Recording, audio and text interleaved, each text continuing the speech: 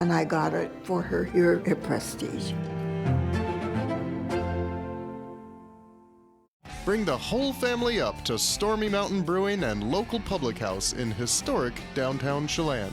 Applewood smoked brisket, street-style tacos, and our award-winning barbecue rubs and sauces. Our meals pair perfectly with our exciting lineup of craft ales, made right here in Chelan. We've got room for big groups, or give us a call for catering. So grab the kids and check out the fun at Stormy Mountain Brewing and local public house located in the heart of Chelan. I've waited too long, now I'm jumping back in. My pockets stay fat, but your wallet is thin. Let's go. Everybody sing the sounds like. If you know. We don't really wanna wait too long. The fate prolong to sing our songs. Every day is another chance to make our stand. Seal the plan. Do you really know who you are? You're a shining star right now.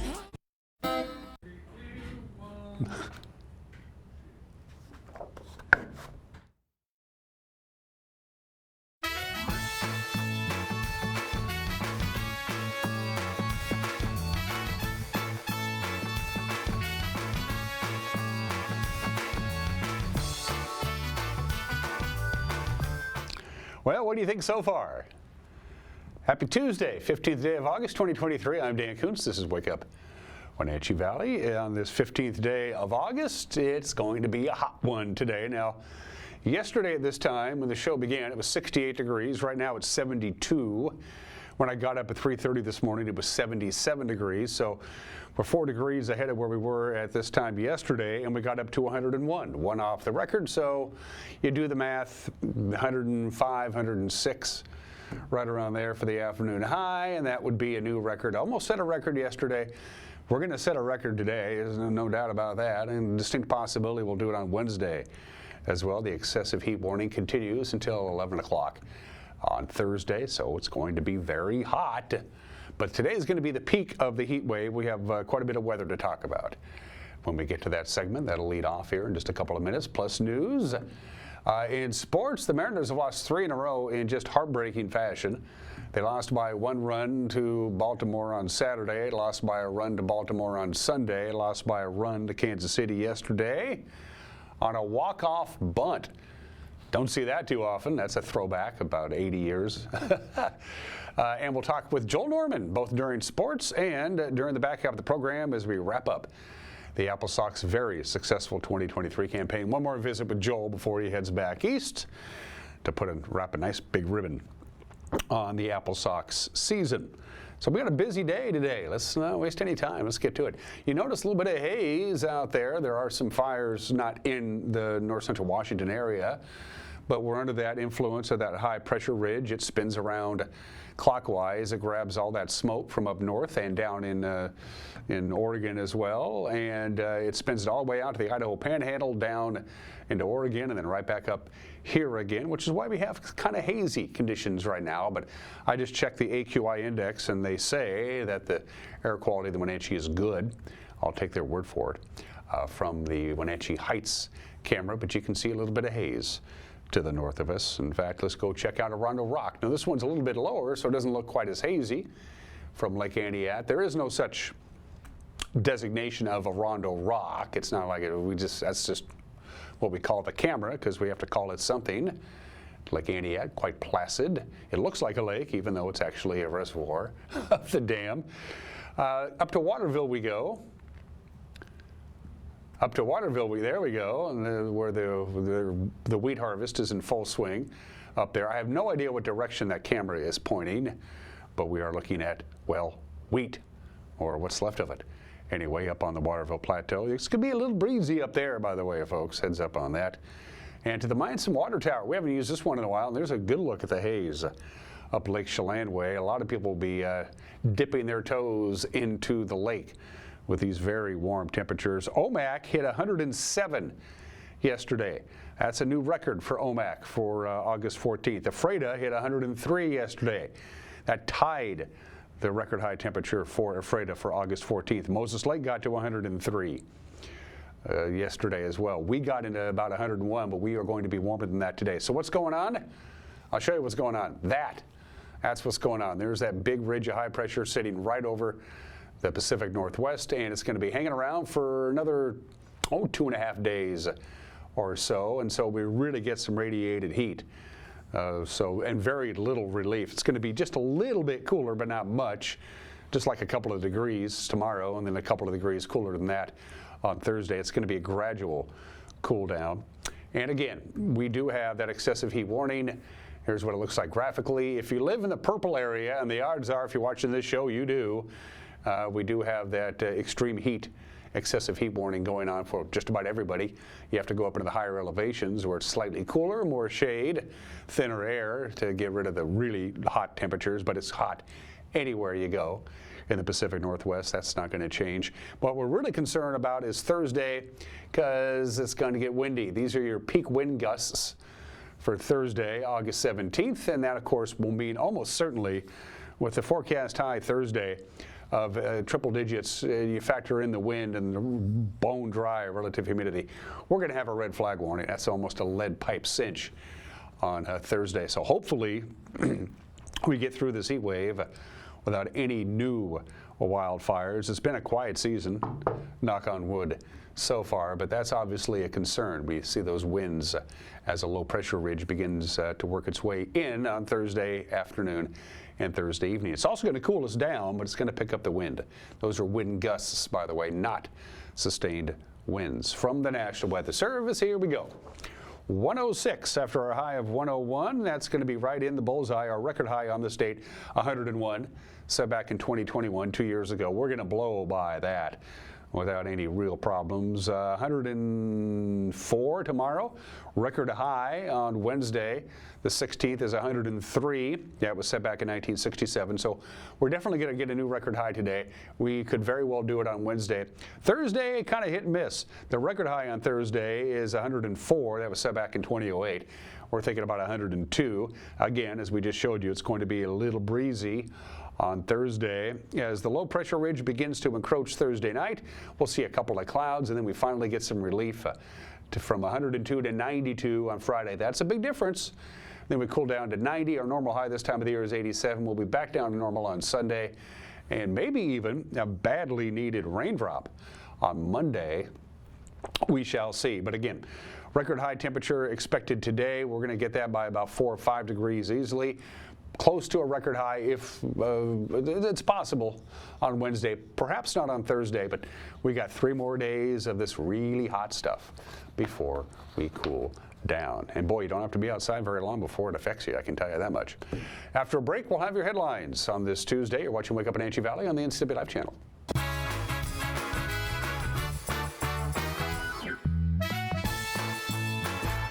The 2023 Grant County Fair is happening August 15th through the 19th at the Grant County Fairgrounds in Moses Lake. Hundreds of animal exhibits, a huge carnival, and more than 25 food vendors. And fantastic music with Michael Ray, August 17th, with special guest the Olsen Brothers Band. August 18th, it's Ned Ledoux with special guest Jeremy McComb. And on August 19th, Grammy nominee Lupito Infante.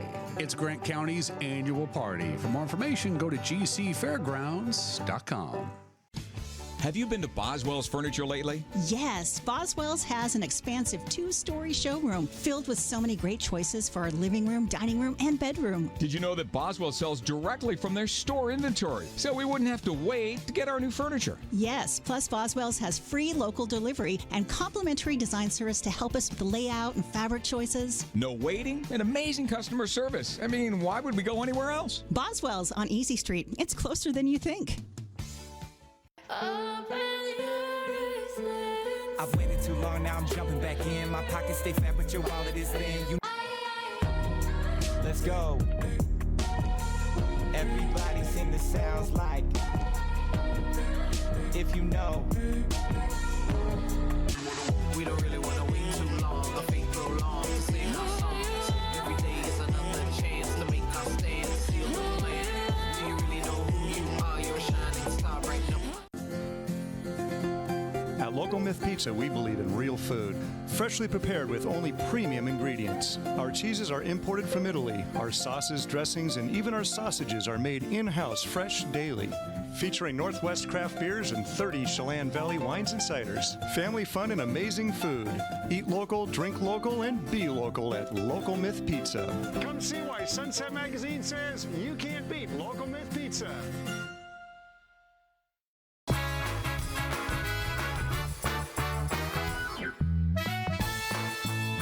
Just went up a notch during our commercial break, 73 degrees here. In downtown Wenatchee, 106 our forecast high this afternoon. That would be a new record high.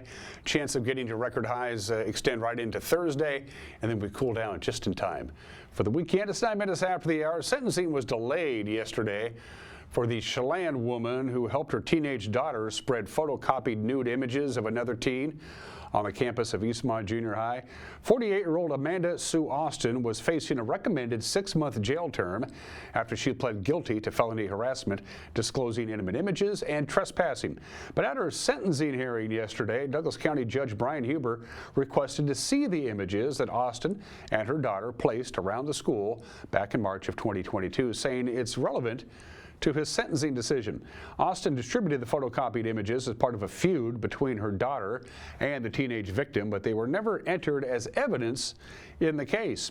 Huber set a new sentencing date for Austin for Tuesday, August 29th, after he's had a chance to review those images.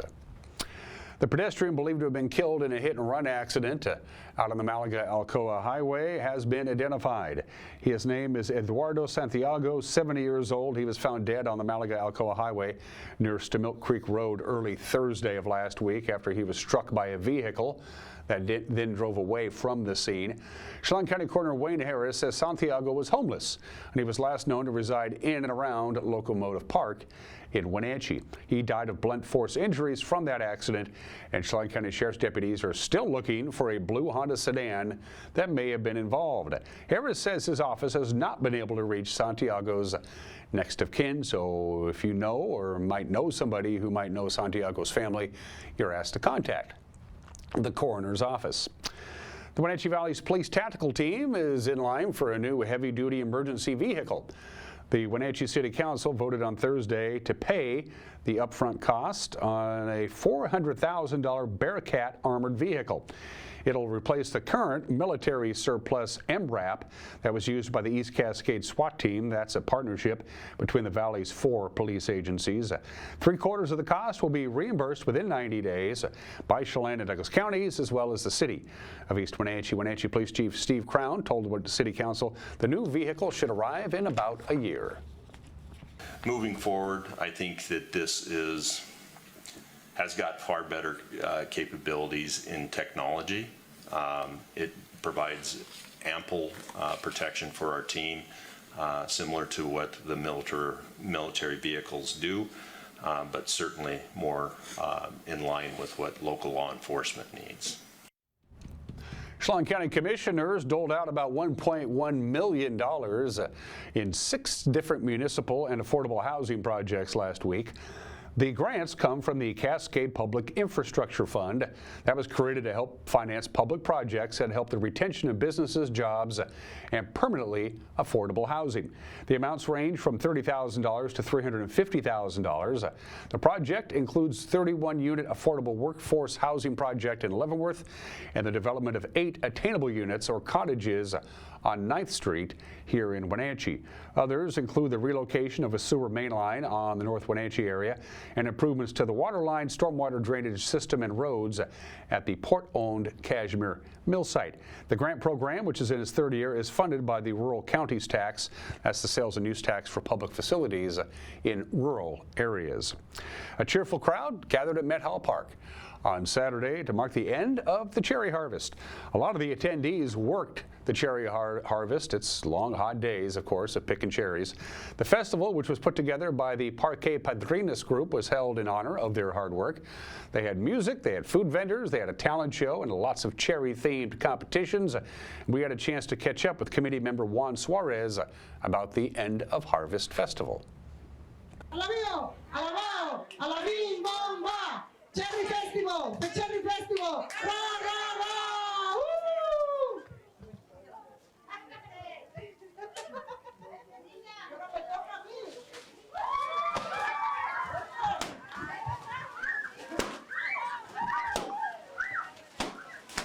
the Cherry Festival is something really amazing that I just found out this year.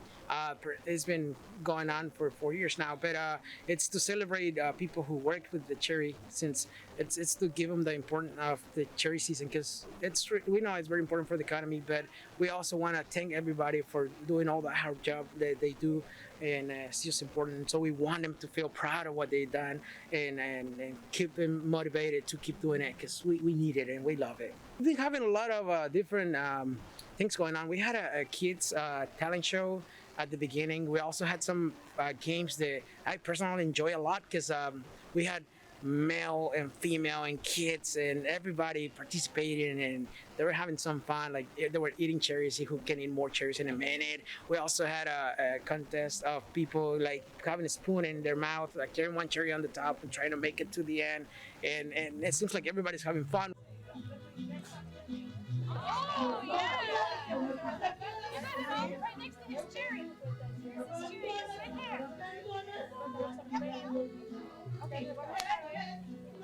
The vision that I see there is coming from Parque Padrinos. It's mainly to have people coming out and enjoy not just the park, but life in general. And cherry season is something that keeps people away from the streets, from the parks, because it's so heavy. I mean, we end up working sometimes more than 70 hours a week. So we want them to know that even when they're over there working so much, we still care about them, and we want them to be out here and enjoying their life, because it's all that matters. Two more notes to pass along to you. Funeral services for Jesus Olivero is going to be held today. He is the Chelan County Corrections deputy who was killed in a motorcycle accident last Wednesday. The funeral services will be at 11 a.m. at St. Joseph's Catholic Church here in Wenatchee. It's expected to last about an hour, and then shortly after 12 noon there'll be a procession led by first responders that will take his body from the church to Evergreen Memorial Cemetery in East Wenatchee, where interment will be held. So again, the funeral at 11 o'clock, the procession will be shortly afternoon, and then interment will be held following that. And good news for you folks who are having to deal with the closure of Highway 2 between Waterville and Cooley City. The DOT tells us they're almost done, and that stretch of highway should reopen tomorrow. Finally, after about a month of being closed. And that's what's making news at 16 minutes after the hour. If you'd like to be informed, you're more than welcome to watch the news. We work hard to put it together. So the news at 5 o'clock, 6 o'clock, and 10 o'clock tonight on television. Again, if that doesn't fit into your schedule, you can always watch it online because it's available on our Facebook page, our homepage, and our YouTube page, just about 5 o'clock each weeknight. And if there's something out there that you think we need to know about, let us know about it so we know about it. Send us an email, news@ncwlife.com. One more chit-chat about the Apple Sox season and Mariner highlights from an exciting and yet, well, we'll find out together in 2 minutes with sports. You're watching Wake Up Wenatchee Valley on the NCW Life channel.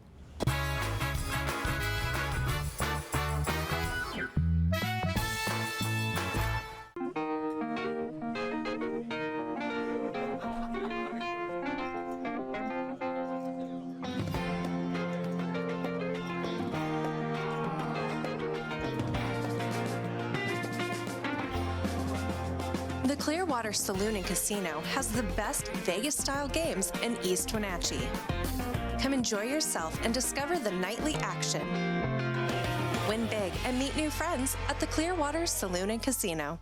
This summer, Abby's Legendary Pizza is helping stretch your hard-earned money. Our giant pizza is loaded with so many toppings that it usually feeds 4 to 6 people. Plus, join our E-Club for special discounts for our favorite customers. At Abby's, we treat you like family.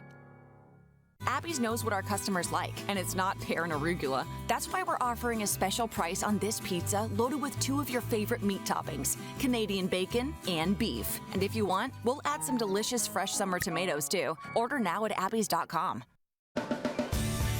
If you are looking for dependable car service and repair, visit the good guys at Quick Lube and Tune. They've been keeping cars and trucks in the Wenatchee Valley running smooth for 35 years. Quick Lube and Tune is your hometown shop for a 10-minute oil change, complete tune-ups, alignments, brakes, mufflers, air conditioning service, and more. Get more life out of your vehicle by bringing it to the local guys you can trust at Quick Lube and Tune on South Wenatchee Avenue.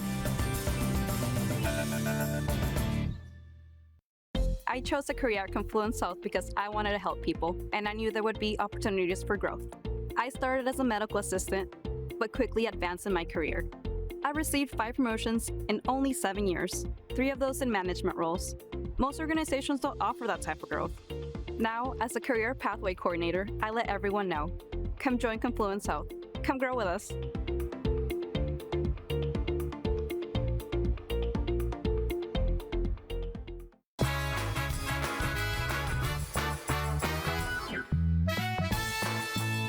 "19 minutes after the hour, another heartbreaking one-run loss last night for the Seattle Mariners. That's the 3rd game in a row that they lost by just an itty-bitty little run. Kansas City starter Brady Singer was no-hitting the Mariners through 6 innings, and then Dominic Canzone broke it up with 2 outs in the 7th. And then the Mariners, at that point trailing 5-0, turned it around, mounting a comeback in the 8th. There you go, down the line. Ford will walk home. Demo right behind him. Rojas can run. Manny waving him. Julio clears the bases, and the Mariners are on the board. It's 5-3 here in the 8th. Look of disappointment on his face. You can understand why. Hey, there you go. Fly ball left field. Julio tags. Gino gets the job done.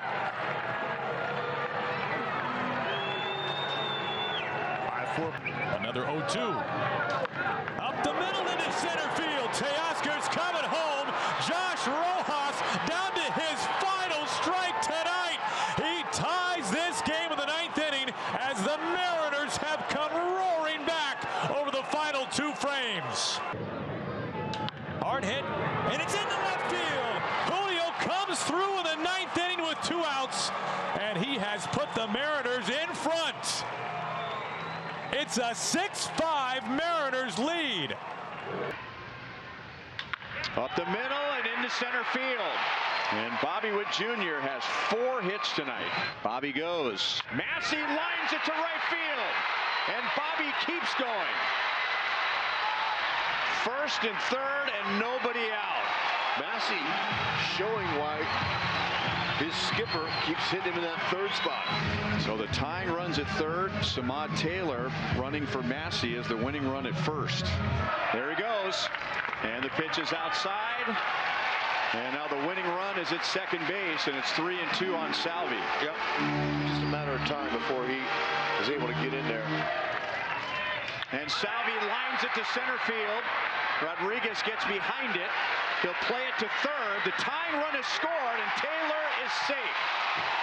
Look at the Royals manufacture runs. And we know he likes to bunt in a situation like this. There it is. He gets it down. And the Royals win it. What a game. What a finish. 7 walk-offs for the Royals this year. Tied for 3rd most in Major League Baseball. What a thrilling win for all these guys. And some of those bullpen relievers, boy, that really takes them off the hook and makes them feel a whole lot better.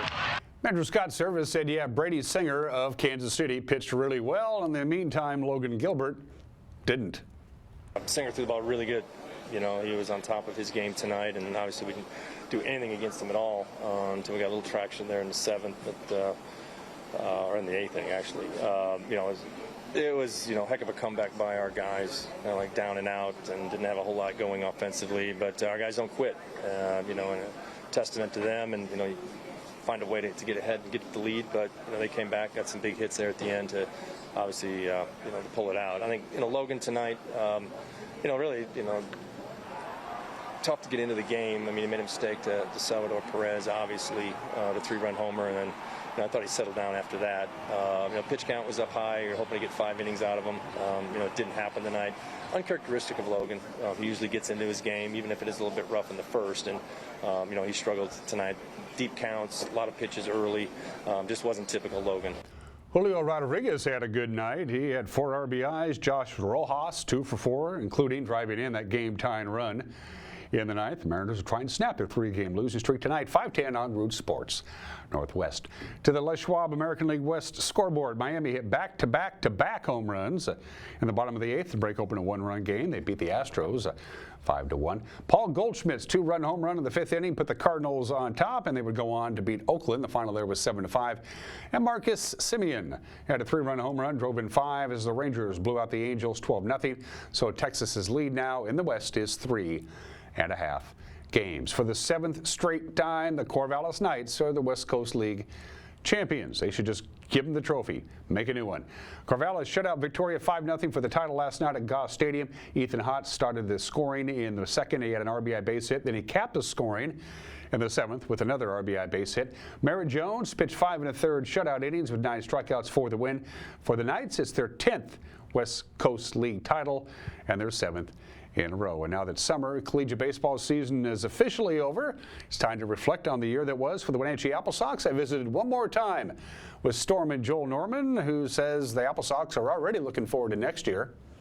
Oh, yeah, Mitch is big on those, after every loss, even after some emotional wins, getting a big address with the team in there, huddling down the third base line. And, a big thing he told me he talked about with them was just the pride in this year's group, the passion they showed and how unfortunate it is in a way that their season had to come to end that early. But he really, the term Mitch has been using a lot is that they're building a program, that you're building a team here in Wenatchee where guys want to come here, they want to come back here, and they want to get better every single year. I think there's, it's hard to do that in summer baseball, but we have a really good core group of players who from 2022 to 2023 were a big part of returning here and helping lay that foundation. And now it's about adding other guys to the fold as some of those graduate. Guys like, the Brandon Ponces. He won't be back next year. But now we've got other guys who played for us for the first time in 2023 who we really think are going to be back and be big members in 2024.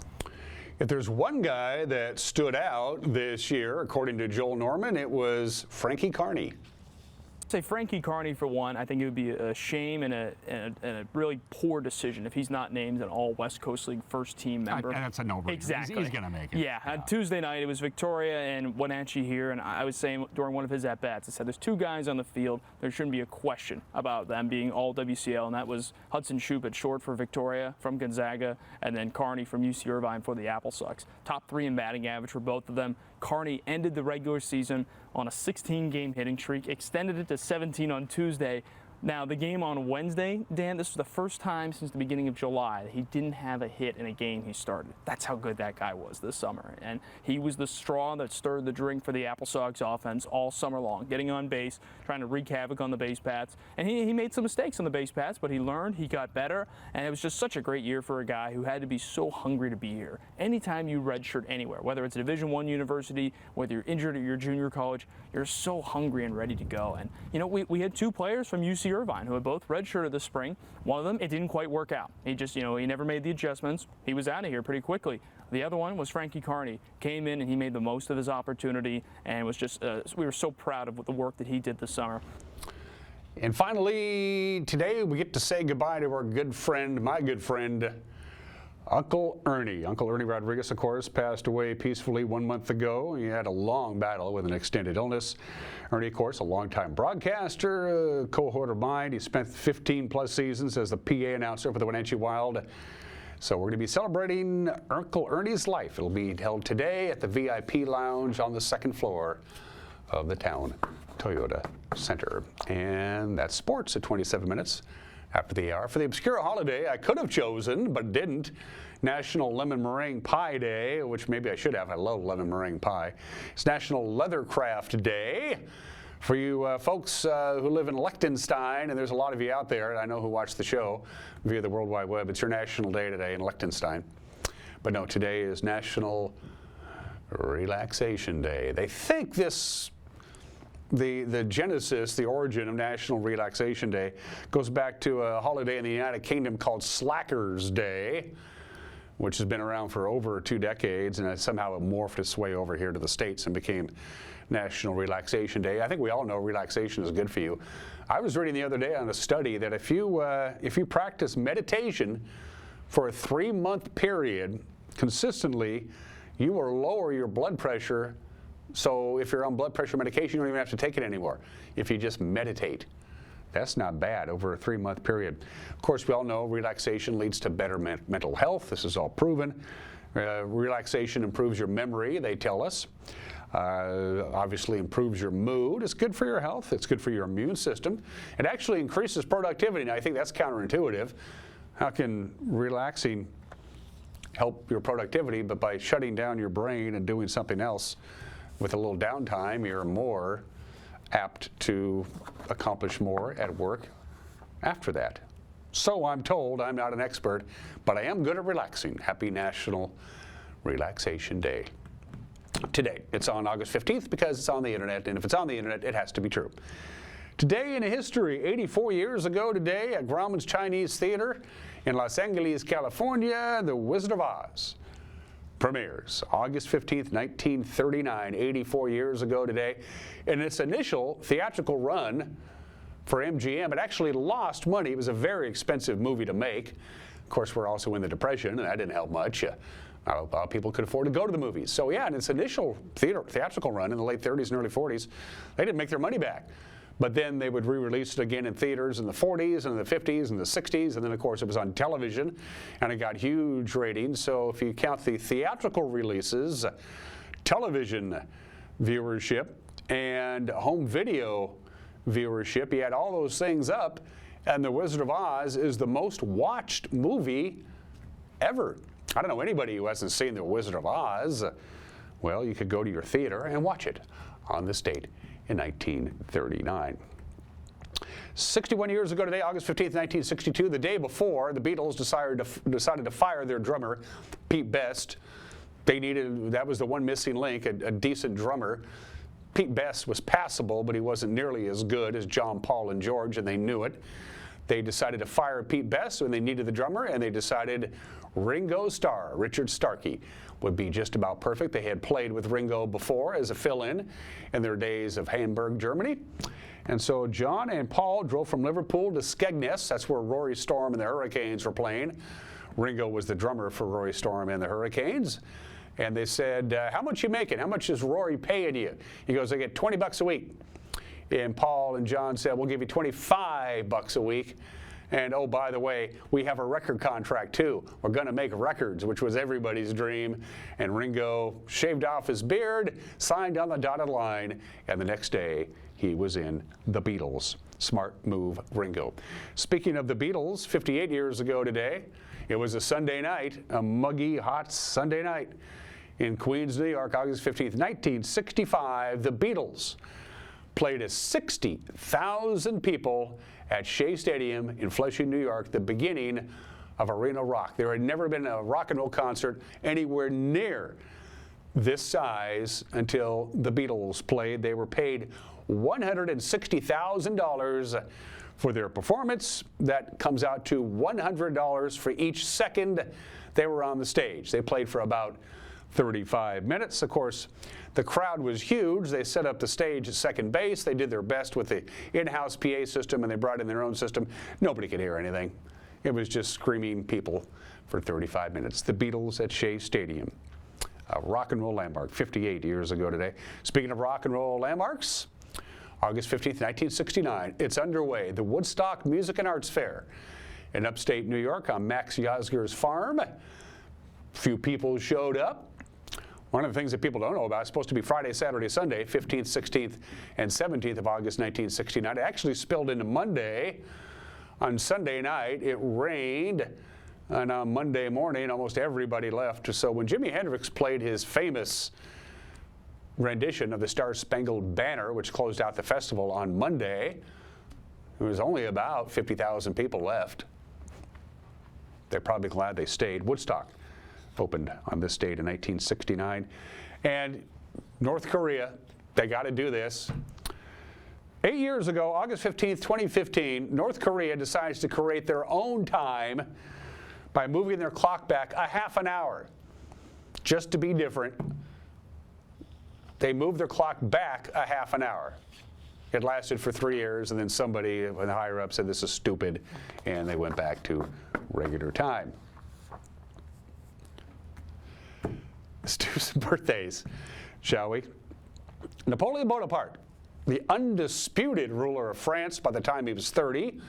By the time he was 40, he was the undisputed ruler of all of continental Europe. One of the most famous figures of all time, Napoleon Bonaparte, born in this state in 1769, only lived to the age of 51. Napoleon Bonaparte, say what you will about him. I've read a couple of biographies on him. He's a pretty fascinating guy. Ben Affleck is 51 years old today. Happy birthday, Ben. His career has had its ups and downs. It's back up again. He's also got a couple of Academy Awards, too, I might add. One for writing and one for producing. Ben Affleck is 51. Just got married to J-Lo again, or Yeah, you know that. And our very own Eric Granstrom, there he is. Marion sent me that photo. That's Eric doing what he loves to do, operating a camera during his sporting event. Our very own Eric Granstrom, he knows how old he is, so I don't need to tell you he's 55 because I told him I wouldn't.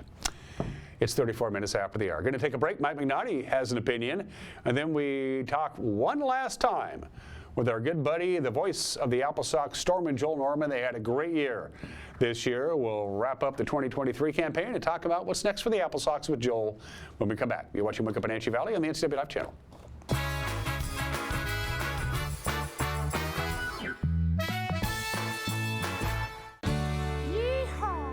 Come on out to Chelan County Fair. I'm doing my best and I know I'm all over the road. All your friends and neighbors will be there. There'll be cows, there'll be chickens, guitar picking, there'll be plenty of food to be shared. Come on out to Chelan County Fair. Come on out, yo, come on out to Chelan County Fair.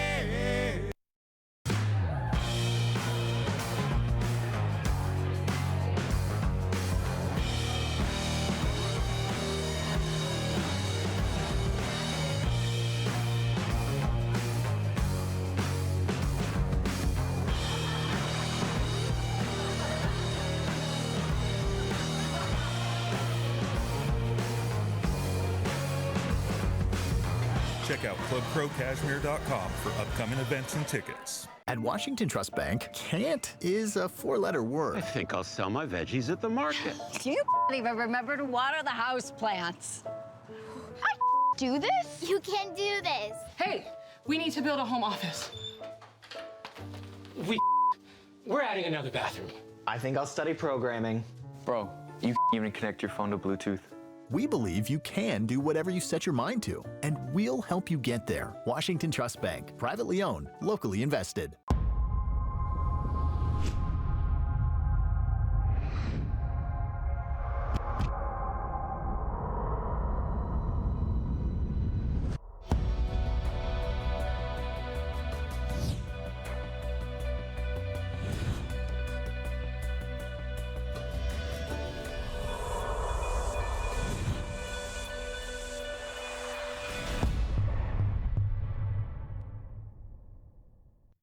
When your heating or cooling system is giving you trouble, call the Diagnostic Doctor from Dick's Heating and Air Conditioning.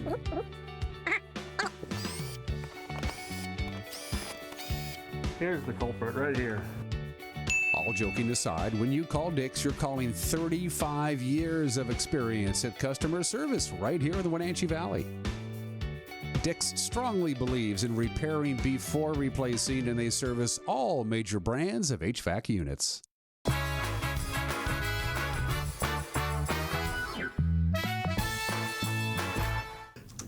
This is Mike Mad Dog McNaughty, and everybody is entitled to my opinion. Now, advertisers, let me tell you this.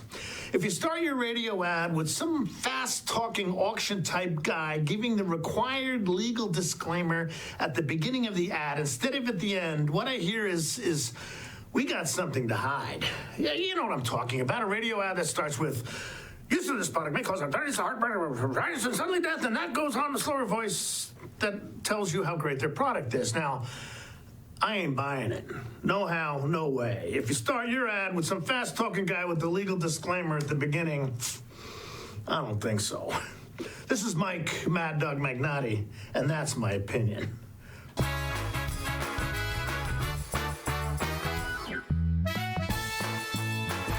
Few things strike fear in the human heart, like the possibility of a rattlesnake bite. Dogs can encounter rattlesnakes on their walks or in their yards, and being curious, often get bitten on their face, neck, and legs. Luckily, a vaccination is available to help neutralize venom so dogs experience less pain and swelling. Even if your dog has received a vaccine, you still need to seek immediate help. Dr. Shauna Bayes and the staff of Paws and Claws care about your pet's health. Call 888-PAWS to schedule your vaccination today. The family at the Epladolin want to help your loved one feel at ease in their new home environment. Epladolin offers beautiful one-bedroom and studio apartments. Residents enjoy 3 delicious home-style meals a day, laundry service, housekeeping service, and encouragement to make themselves cozy in their new home. Epladolin welcomes your family to come and visit their family. Epladolin, independent and assisted living. They make the complicated easy for you. Call today for a tour. Hey, hon, would you run this around to the wash rack? Oh, okay.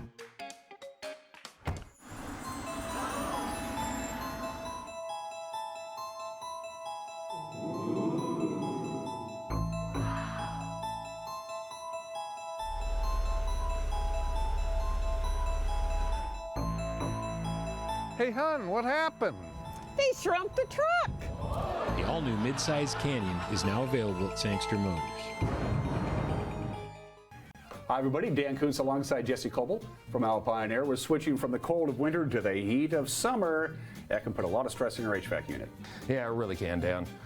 I would recommend that you get a maintenance. It can catch any potential problems that you might have during the peak of summer. And it's just a good idea to do on all season changes. Great idea, good advice. Turn to the experts at Carrier and Alpine Air. For heat and air, call Alpine Air. Thanks, Jesse. Thank you.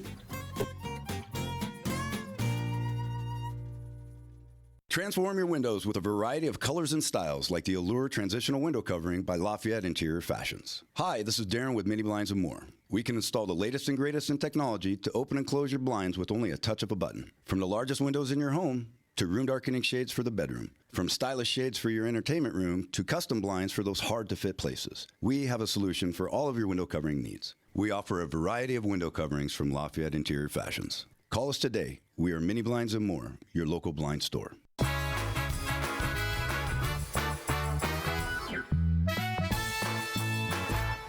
All good things must come to an end, and unfortunately for the Wenatchee Apple Sox, that was the case at the hands of a very good Victoria Harbor Cats team. Who's kidding who?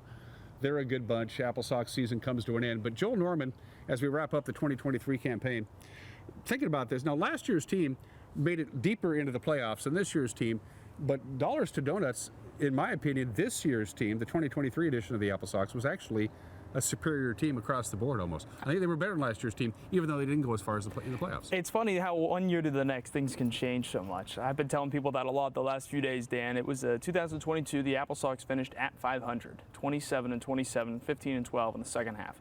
This year, 9 losses in the second half, 20 games above 500, and of course, naturally, the season comes to end around earlier. It's just the luck of the draw. You know, we were taking on a great team in the Victoria Harbor Cats who were just 1 game better than us overall. They won the second half, and you know, this was a great North Division. I think you could have made a case for any of the top 3 teams, really, if they didn't have to run into each other, that one of them would have won this whole thing because they were just such talented teams overall. And you know, that's the difference. Like we said, year to year, we had home field advantage in 2022, despite a worse record than 2023, and we took on a team below 500 in the first round. This year, you take on a team somehow better than you and over 20 games over 500.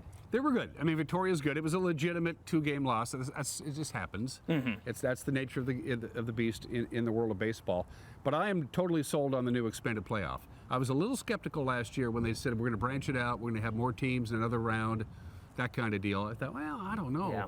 I'm sold. It's a lot of fun. I think it works better. I think it's a lot of fun. And, you know, there was a big, I heard a lot of people saying, you know, they had criticism for, you know, how has this happened that Wenatchee and Victoria are playing in the first round? 2 of the best teams in the entire league. But the other side to me thought, well, wait a second, wouldn't you rather a best-of-3 series to determine who's better when teams are so neck and neck like that? In a way, it's, you know, one way or another, that division title game, you're going to say, boy, that team who lost, they had a real shot, but it just didn't work. But the point is, we got 3 chances. We didn't make the most of it. And I think that's the way to look at it. You tip your cap. Victoria was the better team, and now the Apple Sox have, you know, a head start on the offseason. I know it's one of those things. We were already, before the series of Victoria, I saw our coaches were prepping for 2024, and now you know a little bit more. After seeing how the postseason went, seeing what your opposition did to beat you, you kind of have a better idea of what you need to do to be better the next year. Did Mitch post-game talk to the team after we were eliminated, or did he wait till we get back in town?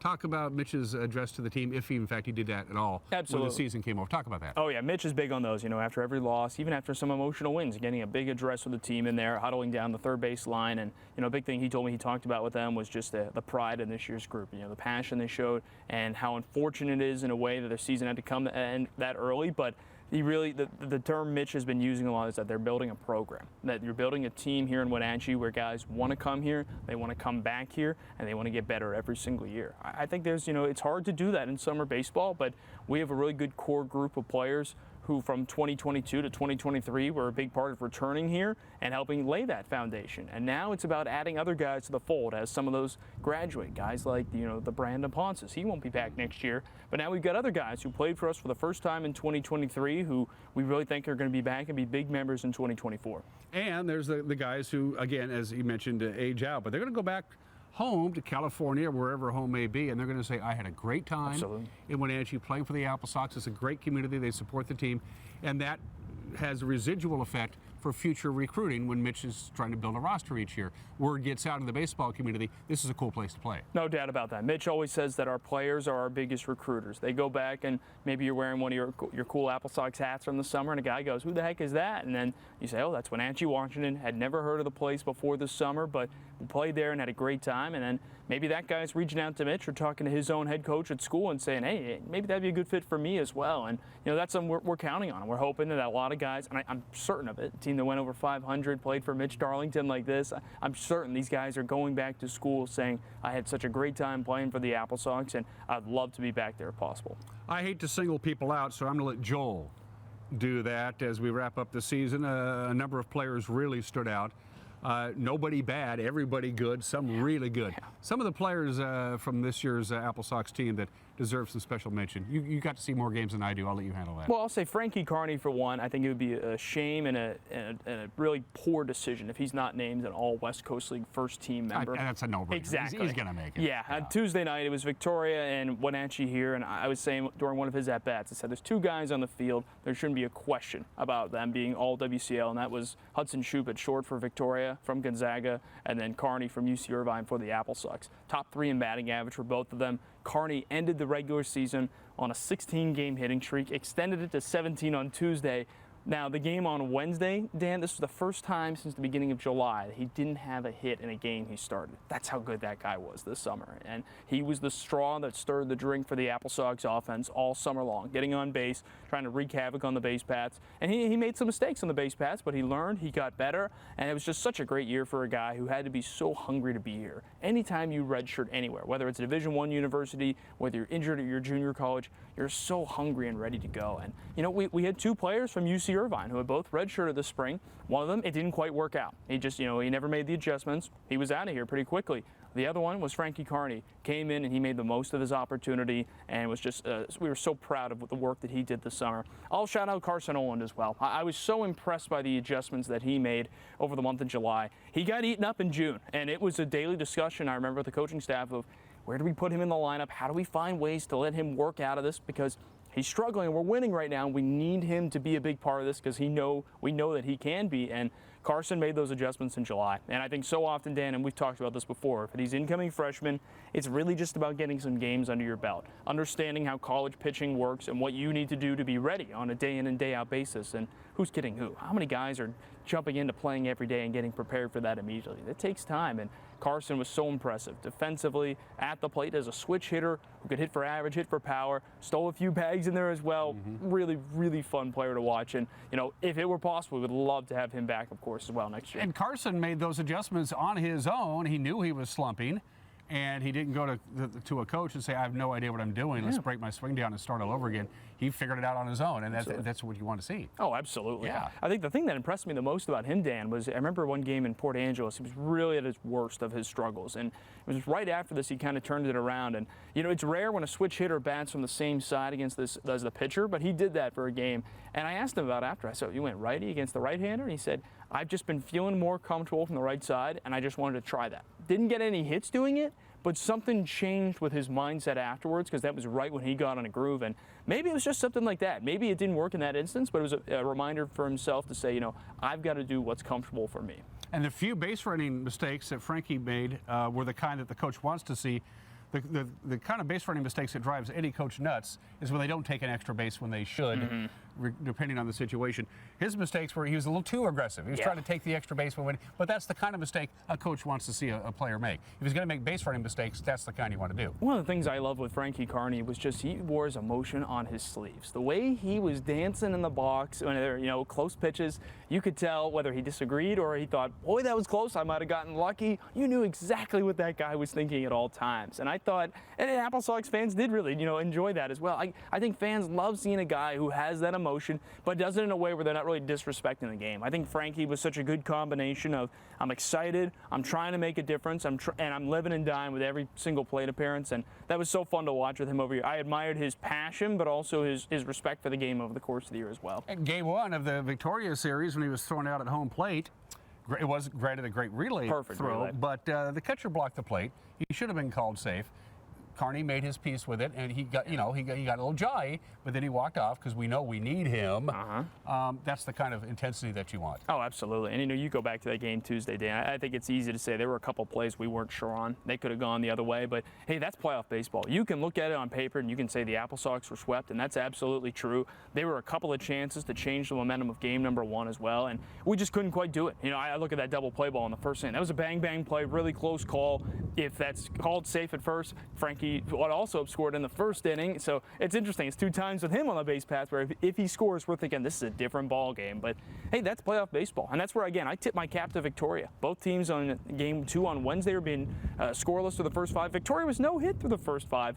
They bust down the 6. That's opportunistic teams sometimes get a bad rap, but they're the teams that win. I was operating the center field camera. He was safe. He was safe by a good step. That's ancient history. Yeah. One more question. We'll cut you loose. I know you're busy. It's the middle of August. Walk me through, from an Apple Sox perspective, middle of August to early June. The next 8 months. What's going on with you and what's going on with this facility and Jose in the front office?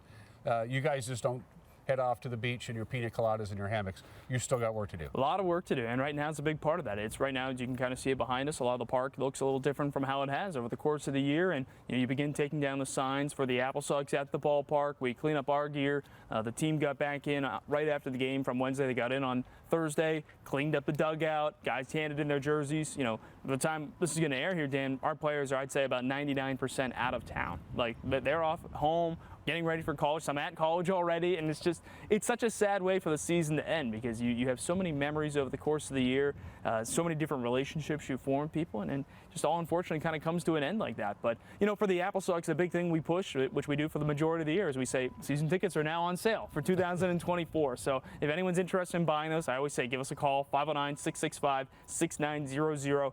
Love to have people be part of it. There's so many benefits to being a season ticket holder, and I think if you were one and you're watching this right now, you're well aware. You're seeing some of the best college baseball in the country. You're seeing guys grow up right in front of you, both as men and as baseball players. And if you're a host parent, you have a big impact on that as well. Always looking for host parents as well. They get free season tickets. So that kind of stuff, like I said, give us a call, 665-6900. But for now, as I mentioned, kind of cleaning up, assessing what went well in 2023, and then usually right about when the calendar flips to September, the full focus becomes 2024. You spend a lot of August wrapping up, recollecting what happened in the past season and kind of figuring out what worked, what didn't work, what can we adjust, and kind of those exit meetings as well. But pretty soon here, we go all in on that 2024 team as well. And as I mentioned before, our coaching staff kind of already has. They've already kind of delved into what this roster is going to look like because they get the most calls right now when the players from their schools are heading back there and they're saying, hey, I had a great time. And those coaches are calling Mitch and saying, hey,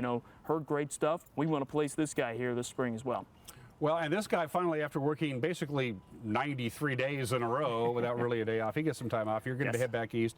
Then you'll be calling some hockey in the Cornhusker State. So good luck with that. Thank you. Are we going to see you for sure next year? That's the plan right now. All right. Baseball season works really well around my hockey schedule in Nebraska. So looking forward to getting back out here in May. Well, on behalf of Eric Granstrom, our sports director, Schmitty, Brandon Schmidt, who helped us call the games, we want to thank you and Jose and Allie and the whole Apple Sox team, and of course Coach Darlington for letting us televise the games. We had a great year. Looking forward to opening day of 2024. And thank you guys for doing it. We appreciate the coverage. You guys do an awesome job. I love looking back later and watching some of the clips with Eric and Schmitty talking about the game. And you guys do a top-notch job and improve so much every year too. And it was already great when you guys started in 2019, but it's just, I love seeing the different angles that we don't have as well. So thank you guys as well. Beats working. Thanks, Joel. Have a great summer, whatever. Thank you very much. You're watching Wake Up Wenatchee Valley. We'll be right back.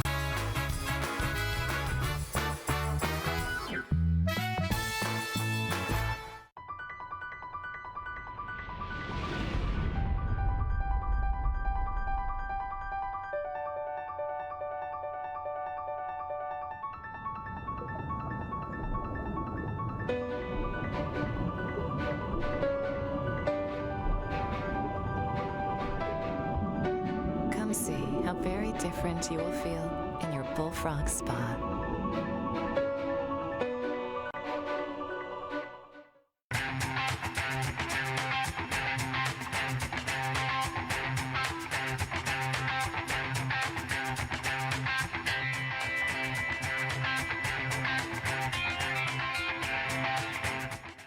We're turning up the heat with the hottest deals of the year. Right now, during the hot summer clearance sale, only at Click It RV. #1 in sales and service. The best RV brands. Over 1,000 to choose from. And the best deals of the year on remaining 2023 model year-end clearance with incredible 30% off. Brand new RVs discounted up to 30%. Save thousands. Plus, no payments until 2024. During the hot summer clearance sale, now only at Click It RV. 5 Superstore locations. Hurry in today.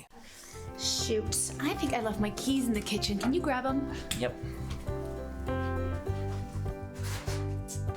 Find out? What's this? It's a locking bag. It keeps Grandma's medication safe. But I could just take it. Well, for one thing, it locks. And if it were gone, I know there's a problem. Huh. Well played. Help prevent opioid misuse before it starts. Visit getthefactsrx.com. Dear Mary Maids, just got home from a trade show and I didn't have time to pick up the house. Kids made chili. Jeff did a mud run. Oh, and Winston shredded Teddy's bed. Again, please clean it the best you can. Oh, except for the statue Max made for me. Thanks, Abby. Hi, Abby. Clean kitchen, clean bath, clean floor, naughty cat, poor Teddy. The statue is precious. You should keep it forever. See you next time, Mary Maids.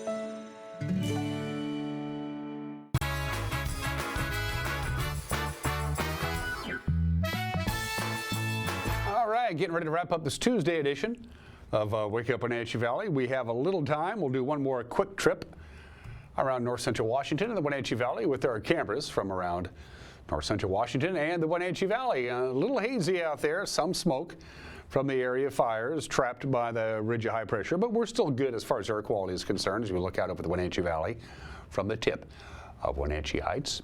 I don't know if Uriah has changed them up or not. Let's find out together. And no, we still have the Arundel Rock camera, huge swath of real estate in that view. Lake Antioch as placid as it can possibly be, and you can see the haze up above the Mission Ridge area. Our third camera, if we're still doing this, is Waterville, the Waterville camera. I don't think you can quite make out the town of Waterville. A lot of people like to live in Waterville because it's always about 10 degrees cooler up there. And here is a time lapse that our very own Uriah took from the Waterville camera this morning. Ooh, pretty cool stuff. There's no music apparently with that. Normally he puts some music in there. I can sing if you want me to. Should I sing, Uriah, as we show this video? I'm getting a negative on that. And I hope the wheat harvest is going well for our folks up in Waterville land. Looks like the Wizard of Oz, doesn't it? That's a live shot of the Waterville camera. And I believe, what else we have? Up to the Manson Water Tower. So, and you can see the smoke is fairly prevalent up there, but the worst smoke quality is actually in Omak. They're at 61 on the AQI scale. That's unhealthy for sensitive groups, but we're okay here in the Wenatchee Valley. We're at 25 on the AQI. Why is it so hot? That big blue H in your upper left-hand corner also happens to be us. That's the ridge of high pressure. Today is going to be the peak day for temperatures. We're going to set a new record for this date all over the Pacific Northwest and all over north central Washington. I'll let you know how many records we broke when we visit tomorrow. So that's the story there, which is why we have the excessive heat warning, and this goes on until 11 o'clock Thursday evening. We had triple digits yesterday. We hit 101. We'll be warmer than that today. We'll be a degree or two cooler on Wednesday, just about 100 on Thursday, and then we finally get some relief. But as you can see, if you live in that purple area, which is you, going to be hot. And then we start thinking about wind. These are your wind gusts on Thursday, and I believe the combination of very hot temperatures, we're still going to be in the triple digits on Thursday. You combine that with the wind and the low relative humidity, and I think a red flag warning is heading our way for Thursday. I wouldn't be surprised. Now, again, these are peak wind gusts in the afternoon on Thursday, not sustained winds. If that was sustained winds, we would really be sweating out any kind of wildfires. So there you go. From the National Weather Service, ouch, 106. Our forecast high today, our record high, is 101 degrees. That was set 2 years ago in 2021. We're going to beat that one and beat it good. Just about 76 for the overnight low. We're at 75 right now, so we're quite a bit warmer now than we were yesterday at this time. So that's why we think that 106 is right in the ballpark. Tomorrow's forecast high, 104. Record high on Wednesday. The 16th is 103, set back in 1967, so it looks like we're going to get that one done. Maybe not on Thursday. Our record high on Thursday is 104. That was set back in 2008. We're thinking about a high of 102 on Thursday, but that's still a hot. You know, there's a real big difference there. It's also going to be breezy, as we mentioned. And then we will finally cool off on Friday and downright nice by Sunday, Monday, and into next week. And that's it for us. Have a good and safe Tuesday. We will see you tomorrow. Take care. Bye-bye.